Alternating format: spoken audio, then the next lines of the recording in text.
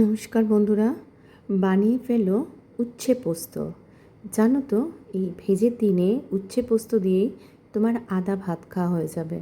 ভীষণ ভালো হয় খেতে। একবার যারা ভেজ খাও তারা বানিয়ে দেখো, আর যারা উচ্ছে খুব পছন্দ করো, পোস্তটাকে কাঁচা লঙ্কা দিয়ে ভালো করে নুন দিয়ে একটু বেটে নাও।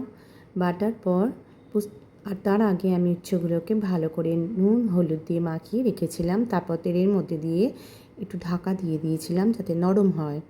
তারপরেতে তুমি যেই নরম হয়ে যাবে একটু সামান্য জল দেবে, দিয়ে দেখবে নরম হয়ে গেছে, তখন তুমি তোমার ওই বেটে রাখা পোস্তটা দিয়ে দেবে। দেওয়ার পর করবে নাড়াচাড়া। দেওয়ার পর নাড়াচাড়া করার পর বেশ ভালো করে মজতে দেবে, মানে শুকনো করতে দেবে। বেশ একটু শুকনো শুকনো মতো হলে, নুন তো পরিমাণ মতো দিচ্ছি, তারপর ওপর থেকে কাঁচা সর্ষের তেল একটু বেশি করে দিয়ে ছড়িয়ে ব্যাস গরম ভাতের সাথে যা লাগবে না বন্ধুরা, একবার বানিয়ে দেখো তোমরা আমার কথা মতো। পোস্তর দাম জানি খুবই বেশি, কিন্তু তা হলেও নিরামিষের দিন খেতে খুবই ভালো।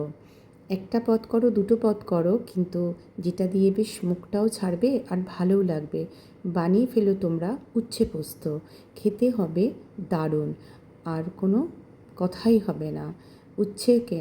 আর তার সাথে কাঁচা পোস্ত বাটা, দারুণ জমে যাবে দুপুরের খাওয়া।